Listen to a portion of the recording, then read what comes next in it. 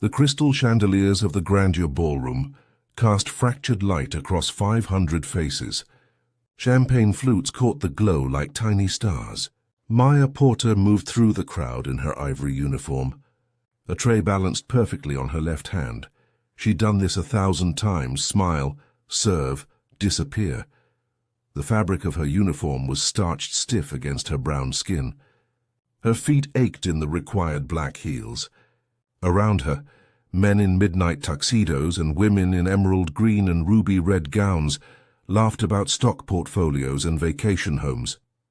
Marcus Whitfield stood at the center of the room like a sun. Tall, silver-haired, wearing a cobalt blue suit that cost more than Maya's yearly salary. His laugh was loud and confident. People orbited him instinctively. Maya approached with a fresh tray of champagne. "Finally," Marcus said, not looking at her. "The help arrives." His hand swept out carelessly. Wine splashed across Maya's uniform, soaking through to her skin. The cold liquid spread like shame. The crowd around Marcus erupted in laughter. Maya's breath caught. She set the tray down carefully, her hands steady despite the trembling in her chest. "My apologies." "Sir," she said quietly. Marcus turned to face her fully now, his grey eyes scanning her with theatrical disdain. "Do you people even know how to carry a tray? Or is competence too much to ask?" More laughter rippled through the group. A woman in a dusty rose gown, Marcus's fiancée, Vanessa, covered her mouth, her diamond ring catching the light. "Marcus, you're terrible," she said, but her eyes glittered with amusement. Maya's jaw tightened. She felt the weight of every eye in the vicinity. In the back corner of the ballroom near the service corridor, one man didn't laugh. Daniel Porter stood perfectly still, a glass of untouched whiskey in his hand. His dark suit was simple, unremarkable. His expression was carved from stone. He watched his wife, and he watched Marcus Whitfield. That morning had started like any other. Maya had woken at 5:30, the apartment still dark and quiet. She'd made coffee in the kitchen while dawn crept through the window, painting everything in shades of gold and lavender. Daniel had been at his desk already, surrounded by papers and illuminated by the blue glow of his laptop. He worked for a federal auditing firm, spending his days tracking numbers through labyrinths of corporate accounts. Maya didn't always understand the details, but she understood his dedication. "Another late night?" she'd asked, handing him coffee. He'd looked up, his eyes tired but warm. "Almost finished," he'd said. "Just a few more pieces." She'd kissed the top of his head. 18 years of marriage had taught her when to ask questions and when to simply trust. Their daughter Jasmine was in her second year at Howard University studying engineering. Maya worked 60-hour weeks to help with tuition. The Grandeur Hotel paid well for senior waitstaff, and Maya had earned that title through 12 years of impeccable service. She took pride in her work. Her mother had been a housekeeper for 30 years, teaching Maya that honest labor had its own dignity. "Keep your head high," her mother would say. "They can't take that from you unless you let them." Maya had served presidents and movie stars, tech billionaires and foreign dignitaries. She'd learned to read rooms, to anticipate needs before they were spoken. She'd perfected the art of being present and invisible simultaneously. The Whitfield Foundation Gala was the hotel's premier event each year. Marcus Whitfield had built his empire through venture capital and strategic acquisitions. His foundation supposedly funneled millions into cancer research. The event attracted the city's wealthiest elite. Maya had served this event for 8 consecutive years. And for 8 consecutive years, Marcus Whitfield had treated her like furniture. Sometimes furniture he actively disliked. Daniel had never attended before, but 2 weeks ago, he'd mentioned he'd secured an invitation through work connections. He'd been vague about the details. Maya hadn't pressed. Now standing in that ballroom with wine soaking through her uniform, Maya understood that nothing about tonight was coincidence. Marcus wasn't finished. He never was when he found an audience. "Look at this," he said, gesturing at Maya's stained uniform. "This is what happens when we lower our standards. The grandeur used to have class. Maya's hands curled into fists at her sides. She forced them to relax. 12 years had taught her the cost of responding. Vanessa stepped closer, her perfume expensive and overwhelming. "Marcus, darling, you're making a scene," but her tone suggested she was enjoying it. "I'm making a point," Marcus corrected. He turned back to Maya. "What's your name?" "Maya Porter, sir." "Maya." He said it like he was tasting something unpleasant. "Tell me, Maya, do you understand the level of service we expect here? These guests are worth billions collectively. They deserve better than this." A man in the circle, an investor named Gerald with a deep burgundy tie, chuckled nervously. "Marcus, come on. It was an accident, was it?" Marcus raised an eyebrow. "Or is it symptomatic of a larger problem? Standards slipping, excellence abandoned. We've become too accommodating, too politically correct. We don't demand excellence anymore." Maya felt heat crawl up her neck. She'd served Marcus Whitfield perfectly for 8 years. Every glass placed precisely, every course timed flawlessly. And still, she was invisible until she was useful as a punchline. Other waitstaff had paused nearby, witnessing the scene with expressions of pity and relief it wasn't them. The hotel manager stood across the room, his face tight with calculation. Intervene and risk offending the evening's host, or let it play out. He let it play out. "I think," Marcus continued, warming to his performance, "that we need to have a conversation with management about hiring practices, about maintaining standards in an era that seems allergic to them." His eyes swept over Maya one more time, dismissive and cold. "You're excused. Find someone competent to clean up your mess." The words hung in the air like smoke. Maya felt them settle into her bones, joining the accumulated weight of 1,000 similar moments. Her mother's voice echoed. "Keep your head high." "Yes, sir," Maya said. Her voice was steady. She turned toward the kitchen, her spine straight, her steps measured. Behind her, Marcus's laughter resumed. The crowd moved on to other topics, other amusements. But Daniel Porter had already left the corner. He was moving through the ballroom with quiet purpose, his path aimed directly at the event coordinator's station. Marcus didn't see him coming. Nobody did. The kitchen was a wall of heat and noise. Chefs shouted orders. Plates clattered. Steam billowed from industrial ovens. Maya pushed through the swinging doors and immediately peeled off her stained jacket. Her hands shook now that no one was watching. Teresa, another senior waitress, appeared beside her with a damp towel. I'm sorry, Maya." Maya pressed the towel against her uniform, the wine spreading into a burgundy stain that wouldn't come out. "It's fine," she said automatically. "It's not fine," Teresa's voice dropped. "He's gotten worse every year. Someone should report him." "To who?" Maya's laugh was bitter. "He donates $5 million annually to this hotel's charity wing. They'll choose him over me every time." She'd been through this before. Not always this publicly, but the casual disrespect was familiar.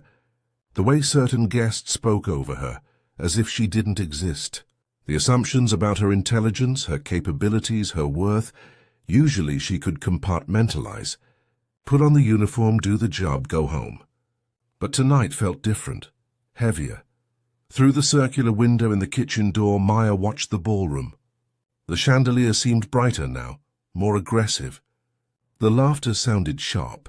She thought about her mother, who died 3 years ago. She'd endured worse than this. Maya had grown up watching her mother come home exhausted, her brown hands cracked from cleaning solutions, her face carefully neutral when she described her day. "Keep your head high," her mother had said. "Because your dignity lives inside you. They can't touch it unless you hand it to them." Maya had always believed that. She'd built her life on that principle. But tonight, standing in a steam-filled kitchen with wine soaking through her uniform, she felt the weight of all those moments pressing down. She looked back through the window. Daniel was speaking to the event coordinator near the main stage.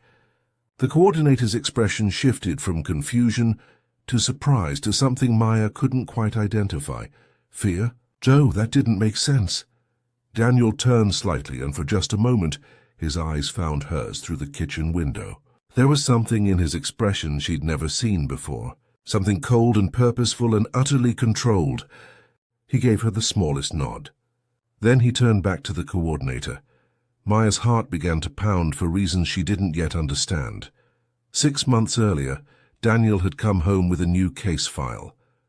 He'd set his briefcase down in their apartment's small entryway and stood there for a long moment, unusually quiet. "What is it?" Maya had asked. "The Whitfield Foundation," he'd said. "Federal audit request. They want our firm to review their financials." Maya remembered feeling a small shock of recognition. "Marcus Whitfield? The billionaire? That one?" Daniel's expression had been unreadable. "It's a big case. High profile. Could take months." He hadn't mentioned it much after that. Daniel rarely discussed ongoing investigations. Confidentiality requirements and his own natural discretion kept work at work. But Maya had noticed the late nights accumulating. The way Daniel would sit at his desk until 2 or 3 in the morning, his face illuminated by spreadsheets, the way he'd started carrying a separate notebook that he kept locked in their safe. Once she'd asked if everything was all right. "I'm fine," he'd said. "Just complex accounting. A lot of layers to sort through." What Maya didn't know, what Daniel couldn't tell her, was what those layers revealed. The Whitfield Foundation claimed to direct 92% of donations toward cancer research. Their marketing materials featured children in hospital beds, doctors in laboratories, hope wrapped in glossy photography. Marcus Whitfield gave speeches about his mother's death from breast cancer, about his mission to prevent other families from suffering similar loss. It was compelling. It was moving. It was almost entirely fabricated. Daniel had found the first discrepancy 3 weeks into the audit. A wire transfer to a Cayman Islands account, labeled Research Partnership, but routed through 5 subsidiary companies, then another, and another. The pattern emerged slowly like a photograph developing in chemicals. 12 shell corporations, 47 offshore accounts, elaborate paper trails designed to look legitimate to casual inspection, but falling apart under forensic analysis. The Whitfield Foundation wasn't funding cancer research. It was funding Marcus Whitfield's lifestyle. Luxury properties, private jets, art collections stored in climate-controlled warehouses, $1.2 billion diverted over 8 years, stolen from people who donated in memory of lost loved ones, from corporations seeking tax deductions, from government grants intended for life-saving research. Daniel had compiled everything methodically. Bank statements, wire transfer records, emails between Marcus and his attorneys discussing creative accounting solutions, a voice recording from a deposition where Marcus joked about optimizing charitable tax advantages. He'd worked with the FBI for 3 months. They'd needed ironclad evidence before approaching someone with Marcus Whitfield's resources and connections. One mistake, and the case would collapse, buried under expensive lawyers and political pressure. Daniel had never told Maya that her tormentor was his target. He'd watched her come home exhausted from galas, watched her describe casual cruelties with forced lightness. He'd listened and said nothing, knowing that everything was building toward tonight. Now that moment had arrived. The event coordinator's face had gone pale. Her name was Linda, a woman in her 50s who'd managed grandeur events for decades. She stared at the credentials Daniel had shown her, Federal Investigator badge, sealed documents with government letterhead. "I don't understand," Linda said. Her voice barely carried over the ballroom noise. "You're here to make a presentation." "An urgent one," Daniel replied. His tone was professional, calm. "I need the main projector system and a microphone. You have 10 minutes to arrange it, but Mr. Whitfield is the host. I can't just—" "You can." Daniel's eyes were steady. "This is a federal investigation. You can cooperate voluntarily, or I can have FBI agents make it official. Your choice." Linda's hand trembled slightly as she reached for her radio. I'll need to inform Mr. Whitfield. Don't. The word came out flat. Not yet. Set up the equipment first. When I'm ready, you can make the announcement. Linda hesitated, then nodded. She spoke quietly into her radio, requesting technical support to the main stage. Across the ballroom, Maya watched through the kitchen window. Daniel was standing near the stage now, a leather briefcase in his hand. When had he brought that? She hadn't seen it earlier. 2 technicians arrived, setting up a laptop connection to the massive projection screen typically used for foundation promotional videos. One of them glanced at Daniel with confusion, then at Linda, who nodded sharply. Marcus was still holding court across the room, oblivious. He'd moved on to discussing his latest acquisition, a tech startup valued at $300 million. Vanessa hung on his arm, her dusty rose gown catching the light as she laughed at something he said. Daniel tested the microphone with a quiet check. The sound carried softly through the ballroom, but not enough to interrupt conversations. He opened his briefcase. Inside, Maya caught a glimpse of documents, USB drives, manila folders thick with papers. Daniel connected one of the drives to the laptop. Her heart was pounding now. Something was happening. Something enormous. Linda approached the podium with visible reluctance. She glanced once more at Daniel, who nodded. Then she tapped the microphone 3 times. The sound cut through the ambient noise like a blade.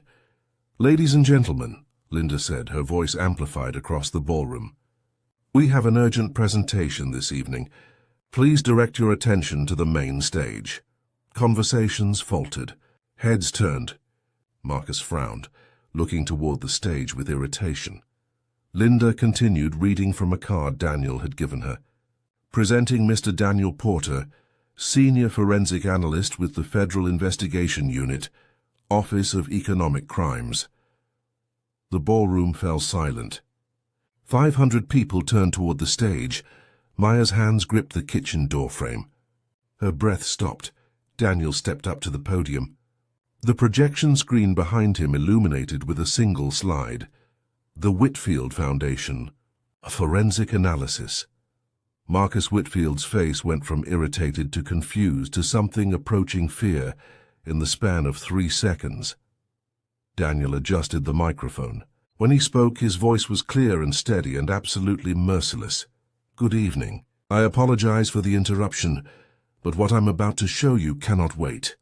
Marcus recovered quickly. Years of boardroom combat had taught him how to control a room.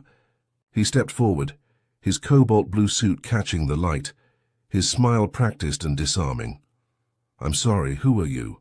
His tone suggested amusement, confusion. "Linda, what is this?" Daniel didn't flinch. "Daniel Porter, Federal Forensic Analyst. I've spent 6 months auditing your foundation's financial records." The room rippled with whispers. Investors exchanged glances. Vanessa's hand tightened on Marcus's arm. Marcus laughed. It sounded genuine. "A federal audit. The Whitfield Foundation undergoes regular audits. We're completely transparent. This is highly unusual. This is highly necessary." Daniel interrupted. He clicked a button. The projection screen filled with a bank statement. Account numbers were partially redacted, but the amounts were clear. Wire transfers in 7-figure sums. Marcus's smile tightened. "I don't know what you think you've found, but our accounting is handled by one of the top firms in the country. Everything is documented and legal, is it?" Daniel advanced to the next slide. A flowchart appeared, showing money moving from the Whitfield Foundation through subsidiary companies. These are shell corporations registered in the Cayman Islands, Delaware, and Panama. They exist only on paper. "That's standard tax optimization," Marcus countered smoothly. He turned to address the crowd. "Ladies and gentlemen, this is clearly a misunderstanding. Our legal team can provide clarification. Your legal team is currently being interviewed by the FBI," Daniel said. The room went silent again. Marcus's expression flickered just for a moment before the mask returned. Gerald, the investor in the burgundy tie, stood. "Marcus, what is he talking about?" "A witch hunt," Marcus said. He directed his words to the crowd, not Daniel. "You all know my foundation's work. We've saved lives. We've funded breakthrough research. This is what happens when bureaucrats look for problems that don't exist." Vanessa nodded emphatically. "Marcus has dedicated his life to this cause." "This is outrageous." Daniel waited. He'd seen this before, the deflection, the appeal to emotion, the reframing. He let Marcus have his moment. Then he clicked to the next slide. An email appeared on screen. The sender, Marcus Whitfield. The subject line, "Recreative Solutions for Q3 Transfers." Marcus's face drained of color. Daniel read aloud. Quote, "We need to make the Panama routing less obvious. Use the consulting fees structure instead. No one checks those closely." End quote. The silence was absolute now. Marcus opened his mouth, closed it. "That's out of context," he finally managed. "You're cherry-picking communications without understanding the full picture." "Am I?" Daniel's voice remained steady. "Would you like me to provide the full picture?" For the first time, Marcus looked uncertain. Security personnel had moved closer to the stage, but they weren't sure who to approach or what to do. Daniel held Marcus's gaze. "You have a choice, Mr. Whitfield. We can continue this presentation, or you can request legal counsel immediately. Either way, the evidence exists." Marcus's jaw clenched. In that moment, he looked like a man standing on the edge of a cliff, calculating whether he could talk his way back from the brink. "Continue," he said quietly. Daniel advanced through 6 more slides. Each one was a hammer blow. Bank statements showing foundation funds diverted to personal accounts, property purchases made through subsidiary companies, private jet expenses labeled as patient transportation. The crowd watched in growing horror. Investors who donated millions sat frozen. A woman in an emerald green gown began quietly crying. Her daughter had died of leukemia. She'd given $2 million in her memory. Marcus tried twice more to interject, but his voice had lost its authority. Vanessa had released his arm and stepped back, her face pale. Over 8 years, Daniel said, the Whitfield Foundation collected $1.2 billion in donations. Of that, approximately 78 million reached actual research facilities. The rest was systematically diverted through the network you're seeing on screen. Gerald stood again. "Marcus, tell me this isn't true." Marcus said nothing. His silver hair seemed to have lost its luster under the chandelier light. His hands hung at his sides. Daniel clicked to a new slide. A photograph appeared. Marcus sitting in a lawyer's office, clearly unaware he was being recorded.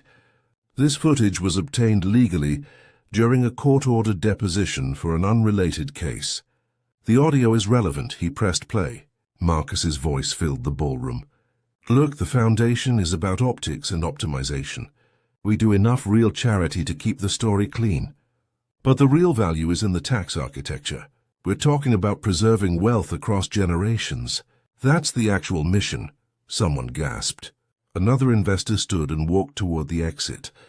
Then another. Marcus lunged forward. "Wait! You can't just leave, Mr. Whitfield." Daniel's voice cut through the chaos. "I need you to remain where you are." Marcus spun toward him. "You have no authority here. This is a private event." "I don't." Daniel nodded toward the ballroom's main entrance. "They do." The double doors opened. 6 FBI agents entered, led by a woman in a charcoal suit. She walked with calm authority, her credentials already visible. "Marcus Whitfield," she said, her voice carrying across the ballroom. "I'm Special Agent Chen, FBI Financial Crimes Division. We have a warrant for your arrest." The room erupted. People stood, conversations exploding. Vanessa stumbled backward, her hand over her mouth. Marcus's face had gone from pale to gray. "This is insane," he said. His voice cracked. "So you can't. I have rights and you do," Agent Chen agreed. She gestured to 2 agents behind her. "And they'll be explained to you. Please come with us." Marcus looked around wildly, searching for allies. His eyes landed on Maya, still standing in the kitchen doorway. For a moment, recognition flickered. The waitress. The woman he'd humiliated an hour ago. His legs seemed to give out. He collapsed into a nearby chair, his head in his hands. Agent Chen nodded to her team. They moved forward with handcuffs. Daniel descended from the stage, his briefcase in hand. He walked across the ballroom floor, past investors scrambling to distance themselves, past Vanessa sobbing into her phone. He walked to Maya. Their eyes met. 18 years of marriage, of trust, of quiet partnership. Maya's face was streaked with tears she hadn't realized she'd cried. "I'm sorry," Daniel said quietly. "I couldn't tell you." Behind him, Marcus Whitfield was being escorted from the ballroom in handcuffs. Cameras flashed. Someone had already called the press. The Foundation's promotional banner hung above the chaos, its slogan mocking, "Building hope, saving lives." Maya watched her husband. This quiet man who'd sat at their kitchen table for 6 months, building a case that would bring down an empire. Who'd watched her endure humiliation and said nothing, because he was waiting for this moment. "How long have you known?" she whispered. "That he was my target?" "From the beginning." Daniel's voice was tight. "That he was cruel to you?" "Every story you told me." I remembered every single one. The ballroom was emptying now. Police were establishing a perimeter. Agent Chen was coordinating with hotel security. Maya looked at the stage, at the projection screen still displaying evidence of systematic theft. Then back at her husband. "We need to talk," she said. 3 hours later, the ballroom was nearly empty. Police tape cordoned off sections where evidence teams photographed documents. The chandeliers seemed dimmer now, their light cold and clinical. Maya sat alone in the hotel's staff lounge, still wearing her stained ivory uniform. She'd given a statement to the FBI. She'd answered questions about Marcus's behavior, his pattern of treating staff like props. They'd recorded everything. Daniel was in a conference room upstairs with Agent Chen and federal prosecutors. The case was exploding across news channels. Maya had seen the headlines on her phone. "Billionaire philanthropist arrested. Cancer charity revealed as fraud. FBI alleges 1.2B theft." Her phone had 17 missed calls. Hotel management, reporters who'd somehow gotten her number. Jasmine panicking after seeing her father on the news. Maya had texted her daughter, "We're fine. Dad's fine. I'll explain everything." Love you, but could she explain? She sat in the empty lounge, surrounded by lockers and time cards and the quiet hum of a vending machine. This room where she'd spent 12 years of her life, laughing with co-workers, complaining about difficult guests, eating lunch during 15-minute breaks. Everything looked different now, smaller. The fluorescent lights buzzed overhead, harsh and unflattering. Teresa found her there. She sat down without asking, her own uniform disheveled from the chaos. "They're shutting down the event. Everyone's been sent home." Maya nodded. She couldn't find words. "Your husband," Teresa said carefully. "He's the one who took down Whitfield?" "Apparently. Did you know?" "No." The word came out hollow. "He couldn't tell me. Federal investigation, confidentiality." Teresa was quiet for a moment. "Then Marcus humiliated you for 8 years, and your husband was building the case that would destroy him the entire time." When she said it like that, it sounded like justice, like poetry. But Maya felt only exhaustion. She thought about her mother's words. "Keep your head high. They can't take your dignity unless you hand it to them." She'd kept her head high. She'd endured. And while she endured, Daniel had been constructing a trap that would catch a billionaire. But God, she was tired. The lounge door opened. Daniel stood there, his tie loosened, his expression uncertain. "Can I come in?" Teresa stood immediately. "I'll give you privacy." She squeezed Maya's shoulder and left. Daniel sat where Teresa had been. For a long moment, neither of them spoke. "I wanted to tell you," Daniel said finally. "Every single day I wanted to tell you." Maya's voice was quiet. "Why didn't you?" "Federal protocol. If you'd known, you would have had to testify about when you learned. It would have complicated everything. He rubbed his face. And honestly, I was afraid you'd tell me not to do it. Why would I tell you not to expose fraud? Because I knew it would put you in this position. Watching me take down someone who tormented you, but being completely in the dark about it. Daniel looked at her. I knew you'd feel used, even though that was never my intention. Maya absorbed this. She thought about the last 6 months, Daniel's late nights, his distraction during dinner, the locked notebook. When did you figure out he was targeting me specifically? 3rd week into the investigation. You came home from a gala and mentioned Marcus Whitfield. Said he'd asked you to bring him water, then complained it was too warm. Daniel's jaw tightened. You laughed it off. But I started paying attention. He pulled out his phone and opened a notes app. Maya saw dates, times, brief descriptions. Every story you told me about him, I documented. October 15th, he questioned your intelligence in front of guests. November 3rd, he implied you didn't understand proper service. December 10th, he spilled wine deliberately. Tonight's humiliation was the most recent entry. I couldn't stop him, Daniel said. If I'd intervened or complained, it would have tipped him off. So I watched you endure it, and I hated myself for it. Maya stared at the list. Months of casual cruelty, documented like evidence, which she realized it was. Did you use any of this? The FBI wanted to establish pattern of behavior. Character evidence. It helped. He closed the phone. Maya, you need to understand something. Marcus Whitfield stole from cancer patients, from families who'd lost children, from research that could have saved lives. That money went to art collections and vacation properties. His voice was steady but intense. I would have built this case regardless of how he treated you.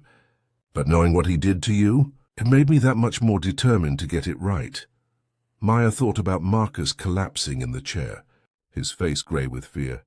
The handcuffs. What happens now? Federal trial. Probably 18 months from now. The evidence is overwhelming, but his lawyers will fight every step. Daniel hesitated. You'll likely be called to testify. About his behavior, the pattern of cruelty. They want to show the jury who he really is. I have to face him again. Yes, but this time you'll be the one with power. Daniel reached for her hand. I know this is a lot. I know you're angry with me. But Maya, you need to know. Your invisibility to people like him. That's what made this possible. They never suspected the waitress's husband was the one investigating them. Maya looked at their joined hands. His skin against hers. 18 years of trust. You weaponized my invisibility. I used their blindness against them, he corrected gently. There's a difference. The next morning, a press conference was held at FBI headquarters. Maya watched it on the television in their apartment, Daniel beside her on the couch. Agent Chen stood at a podium surrounded by microphones. Behind her, a display board showed photographs of Marcus, the foundation logo and key evidence. Yesterday evening, Agent Chen began, the FBI arrested Marcus Whitfield, CEO and founder of the Whitfield Foundation, on charges of wire fraud, money laundering, and tax evasion. This followed a 6-month investigation led by federal forensic analyst Daniel Porter. The camera flashed to Daniel in the audience. Maya saw him nod slightly, his expression professional. Chen continued. The Whitfield Foundation claimed to direct donations toward cancer research. Our investigation reveals that of $1.2 billion collected over 8 years, less than 7% reached legitimate research facilities. The remaining funds were diverted through 12 shell corporations into Mr. Whitfield's personal accounts. Reporters erupted with questions. Chen raised a hand for silence. The scheme was sophisticated. Mr. Whitfield created subsidiary companies that appeared legitimate on paper. Donations would pass through these companies as consulting fees or administrative costs before being routed offshore. The Foundation's public audits were conducted by a firm that was later discovered to be receiving significant payments from Mr. Whitfield personally. She clicked to a new slide. Bank statements filled the screen. These transfers show a pattern. Large donations would enter the foundation on Monday. By Friday, 70 to 80% had been moved through the corporate structure. What remained was used for minimal charitable work, enough to maintain the foundation's non-profit status and public image. A reporter shouted, "How many people are implicated?" "We've identified 47 individuals involved in various capacities. Arrests are ongoing. This includes accountants, lawyers, and board members who knowingly participated in the fraud." Another reporter, "What about the donors? Can they get their money back?" "We've frozen Mr. Whitfield's assets. Recovered funds will be directed toward the legitimate charities donors believed they were supporting. However much of the money was spent, full restitution is unlikely." Maya watched a woman in the press gallery stand. She recognized her. The woman in the emerald green gown who'd cried during Daniel's presentation. "My daughter died of leukemia. I gave $2 million in her memory." "Where did that money go?" Agent Chen's expression softened. "Ma'am, I'm deeply sorry for your loss. Your donation was processed through the foundation in March 2023. Based on our analysis, approximately 140,000 reached a research hospital. The remainder was diverted." The woman sat down heavily, her face in her hands. Other donors in the audience looked equally devastated. Chen's voice hardened. "This is not a victimless financial crime. Marcus Whitfield stole from people at their most vulnerable. From parents who'd lost children. From patients seeking hope. From communities pooling resources to fight a disease that has touched nearly every family. The scope of betrayal is staggering." She clicked to the final slide. A photograph of Marcus being led into federal custody, his hands cuffed, his expression empty. "Mr. Whitfield faces a maximum sentence of 60 years in federal prison. Given the evidence, we believe conviction is certain. Additional charges may be filed as the investigation continues." The press conference continued for another 20 minutes. Questions about asset seizure, international cooperation, legislative reform. Maya listened to all of it, her mind churning. Daniel turned off the television. "They'll want to interview you next week. For the victim impact portion of the case, what would I say? The truth. What it was like to be treated that way. How his attitude towards staff reflected his broader contempt for anyone he considered beneath him." Daniel looked at her. "Your testimony will matter, Maya. It'll show the jury who he really is." Maya thought about testifying, standing in a courtroom with Marcus present, speaking her truth under oath. The idea terrified and exhilarated her in equal measure. "He thought I was nobody," she said quietly, "just the help. Someone to mock for entertainment." "He was wrong," Daniel said. "You were the witness he never saw coming." 3 months later, Maya stood outside the federal courthouse in a mustard yellow dress her mother had loved. Cameras lined the steps, but she'd grown accustomed to them. This was her 3rd time testifying in pretrial hearings. Inside, the courtroom was stark and formal. Marcus sat at the defense table in a grey suit, flanked by 4 lawyers. He looked diminished somehow, smaller than he'd seemed in the ballroom. He didn't look at Maya when she entered. The prosecutor, a woman named Sandra Reeves, smiled at Maya reassuringly. They'd worked together extensively, building the narrative of Marcus's character. Maya had described 8 years of humiliation. Other staff members had testified too. A pattern had emerged of systematic cruelty toward anyone Marcus perceived as powerless. Today was different, though. Today Maya had brought something. When called to the stand, she carried a small cardboard box. The judge raised an eyebrow but allowed it. Sandra approached. "Ms. Porter, can you describe what you've brought today?" Maya opened the box. Inside was her ivory uniform jacket, still stained with wine. "This is from the night of Mr. Whitfield's arrest. He spilled wine on me deliberately, in front of 500 guests to make a point about his standards." She held up the jacket. The burgundy stain had darkened but remained visible. "I've kept it as a reminder, not of humiliation, but of the moment everything changed. The moment my husband stood up on that stage and proved that cruelty and fraud often come from the same place. a belief that other people don't matter. Marcus shifted in his seat. One of his lawyers whispered urgently. "I've worked in service for 20 years, Maya continued. My mother worked in service for 30 years before me. We've been invisible to people like Mr. Whitfield our entire lives, and I've learned something from that invisibility. It gives you perspective. You see who people really are when they think no one important is watching." She looked directly at Marcus for the first time. "You thought I was nobody. You never learned my name until you had to. You never considered that I might have a husband, a daughter, a life that mattered. You certainly never considered that my husband might be the person investigating you." The courtroom was absolutely silent. "That's the real crime underneath all of this," Maya said. "Not just the stolen money, though, that's devastating.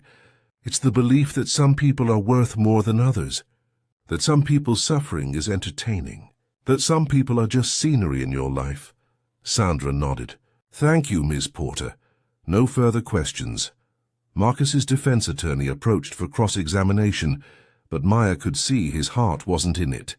What could he ask? The facts were undeniable. After the hearing, Maya met Daniel outside the courthouse. Jasmine was there too, home from university for spring break. She hugged her mother tightly. "You were amazing," Jasmine said. Maya looked up at the courthouse steps. She'd walked up them multiple times now, each time a little stronger. She'd quit the Grandeur Hotel 6 weeks ago, not in defeat, but because she'd started something new, a non-profit advocacy organization for service workers. Protection from harassment, fair wages, dignity in all professions. The irony wasn't lost on her. Marcus's stolen billions had funded his lifestyle. The recovered funds were now partially supporting her organization, which helped people like her fight back against people like him. "Ready to go home?" Daniel asked. Maya nodded. She took one last look at the courthouse, at the cameras, at the life that had changed so completely. "Yeah, let's go home." 6 months after Marcus Whitfield's conviction, guilty on all counts, 60 years in federal prison, Maya stood in a museum. The Smithsonian's National Museum of American History had created an exhibit on workplace dignity and labor rights. Maya's ivory uniform jacket hung in a glass case, preserved and lit from above. A placard beside it read, "This jacket belonged to Maya Porter, a waitress who endured systematic harassment from billionaire Marcus Whitfield." Her husband, forensic analyst Daniel Porter, investigated Whitfield's 1.2B fraud, while Maya continued working in Whitfield's presence. Her testimony helped convict him. This uniform represents the invisible workers who witness truth others miss. Visitors moved slowly through the exhibit, reading stories of labor organizers, service workers, advocates. Maya stood anonymously among them, just another viewer. But she wasn't invisible anymore. Not really. Her organization had chapters in 14 cities now. They'd helped pass legislation protecting service workers from harassment. They'd recovered stolen wages for thousands of employees. They'd made noise. Daniel appeared beside her, Jasmine between them. They stood together looking at the jacket behind glass. "Do you ever regret it?" Jasmine asked quietly.